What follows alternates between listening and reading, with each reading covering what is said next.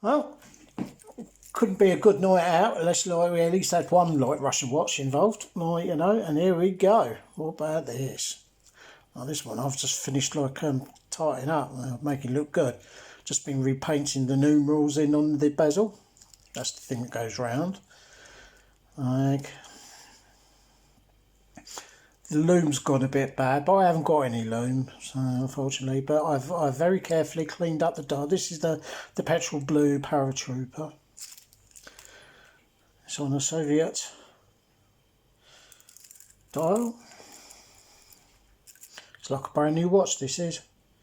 This paratrooper is actually is one of a set like I got like when I buy like, you know, scrap watches that don't work. Well, that looks to me like that's working quite well.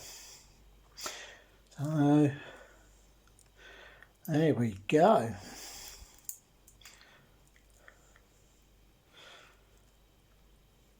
Well, I'm quite pleased with that. The bezel, the case and the bezel came up beautiful. It's a very, very nice looking watch, and there's a slight colour change. There's like a silvery at the bottom, just about there, like from the 4 to the 8. It's like a silveriness, so it gives it a kind of a two-tone sunburst. And it's slightly dark from 10 till 2, slightly darker than normal. So you see, I've done a good job in getting those numerals sorted, because they were pretty manky.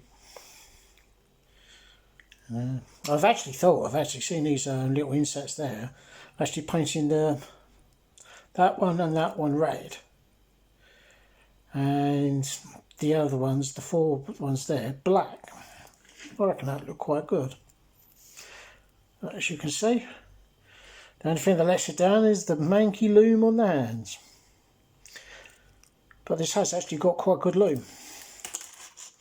That's about to show it, but it is phosphory. So, another Soviet watch saved from the scrap, and now added to my collection. Anyway, I'll leave that with you folks. Catch you next time.